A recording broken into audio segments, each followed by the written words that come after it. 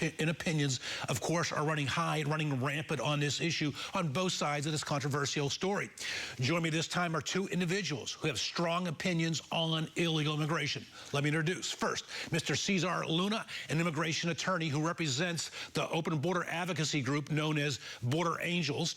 And let's start with you, Cesar Luna. Welcome to the show. Thank you. First of all, also in studio, I should mention, is Ted Hayes, civil rights activist and self-described America's alternative to Al Sharpton. Yes, sir. Let's start with you, Cesar. I am assuming you're in favor of the president's plans to liberalize the rules on illegal immigrants.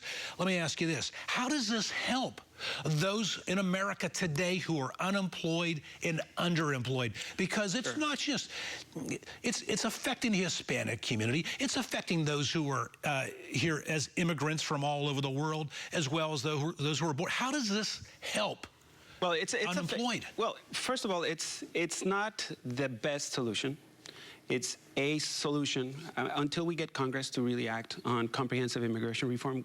I don't believe this whole immigration issue is going to be fixed. Now, with regards to who's going to benefit, undocumented immigrants amount the majority, as you probably mentioned, Latino, Mexican nationals, but also people from all over the world. Of course. Now, we're not affecting this change is not affecting unemployment because these people are already working. They have been working for all this, what, 10 years since they've been here? Let's not forget we have 11 million undocumented people here that have not been competing with work. All right, let me introduce Ted Hayes here. Ted, civil rights activist. Cesar Luna brings up a point I've heard often on the left, that those who are here illegally are already working, so they will not impact the unemployment rate. Unemployment rate among African Americans stands at nearly 11% in America. I know this is an issue you're following closely. Do you agree with Cesar on this? Absolutely not, no. Apparently Cesar's not really adept as to who we are as black people, whom I call descendants of chattel slaves and Jim Crow survivors. We have always had this unemployment rate, very difficult time in this country, and for people to be brought into this country to undercut our ability to improve ourselves it's immoral. We're not in America, blacks, we're not struggling for a better lifestyle.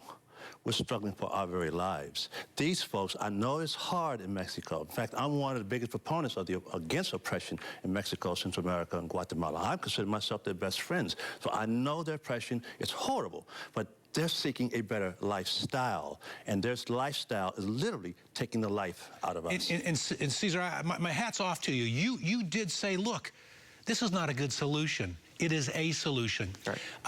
That is more than I've ever heard from anyone representing your point of view, and my hat's off to you. Yeah. But a solution that's not a good solution is a bad solution. You know, let's keep in mind, we're not competing with black unemployment. Oh, but you are. But you are. Tell how you are. In Los Angeles, for example, we call it Occupied LA. We are being ethno-racially cleansed out of jobs, housing, neighborhoods that once were black neighborhoods, Hispanic, Latino neighborhoods, mainly illegal aliens. And any black that goes in those neighborhoods, we get beaten up, we get attacked. We have when we talk about employment... And let me finish, please, sir, please. We are losing our jobs in housing, health care, education. We're overrun. No blacks are working in LA. The immigrant workforce carries different sets of skills than other U.S. citizen skilled workers. That's not true. Well, because give us an example of a different skill set. I have clients, I'm an immigration attorney, and I have clients, companies, that come to me and say, Cesar, my farm is running down the business because I want employees and I can't get them. I can't get them. Are blacks in LA, will blacks work on farms? You bet. Black, white, Hispanic will work on farms, Americans, if you pay them correctly and treat them correctly. One of the things that I've made a big fuss about in the 90s over this issue, before I was knew about illegal immigration, I knew that these people were suffering up in Northern California, mid-California, under the working conditions. They have to work around chemicals. They have to live in squalid conditions, no health care. No one cares. Those farmers are oppressors of what I call the campesinos and the compañeros, and that needs to stop. So no, we will not work with that stuff. No, I agree with that. Yeah, you agree with that. I agree with that, and I agree that there are other industries. You talk about the hotel industry, you talk about the restaurant industry, you talk about all these very important parts of our economy. Right.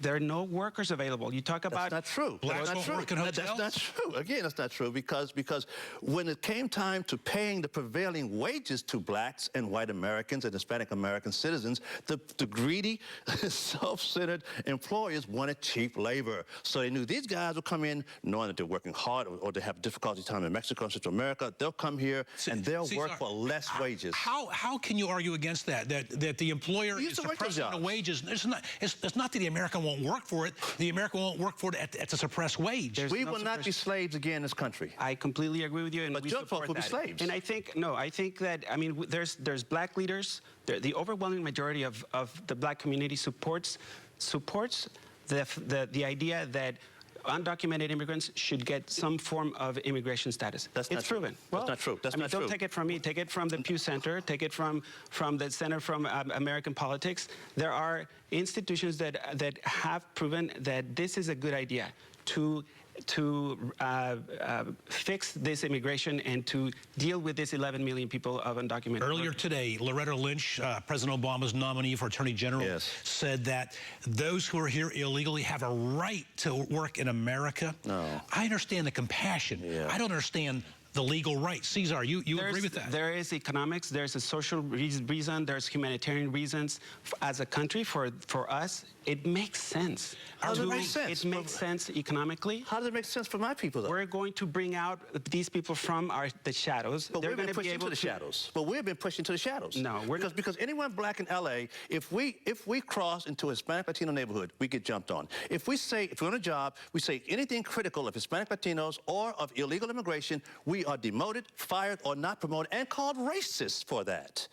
No, Angela Davis, okay, basically views the immigration movement as the ally community. Why? Because we've been oppressed as well. We've been faced with racial profiling. We've been, we share the same struggles. No, we have not. No, I resent that, sir. Well, no, sir, again, I did not say that. Andrew Davis does not speak for all of us, and that's the problem. You guys think that Andrew Davis and the Congressional Black Caucus speaks for us. No, they don't. I'm speaking for them now, and what I'm telling you, also supports the how did we comprehensive come here? immigration. Tell me, sir, how were so-called black people? How did we come to this country?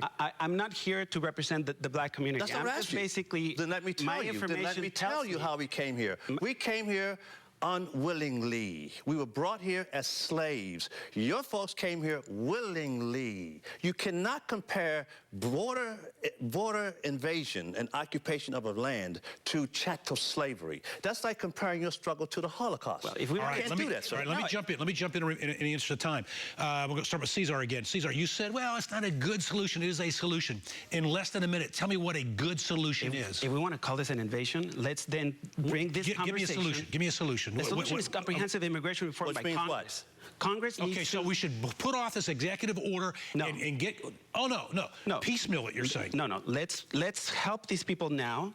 Let's have Congress talk to the president and bring bipartisan an agreement for immigration reform, comprehensive immigration reform. All right, so I'm all on board on comprehensive immigration reform. Ted Hayes, the remaining moment, what would you like to see as a solution to America's illegal immigration problem, particularly vis-a-vis the unemployment rate in the black community? What the Capitol Hill National Caucus is proposing, sir, is that we're calling for a moratorium proposition. We're calling for all cessation of official deliberation on immigration reform cease until there can be a complete investigation on its impact upon black people, past, present, and future, positive and negative. If it turns out that this will help us and fulfill Section 1 of the Civil Rights Act of 1866, we're all for it. But if we find through research that it doesn't help us, we've got to come up with a better plan, which I do have one for you. Gentlemen, we have to leave it right there in the interest of time. I want to thank civil rights activists, self-described America's alternative to Al Sharpton, Ted Hayes. You'll join us later in the show in the panel. Yes, sir. And also, Show, immigration attorney, volunteer attorney for the Open Border Advocacy Group, Cesar Luna. Cesar, thanks for being part of the show. Thank you for inviting me.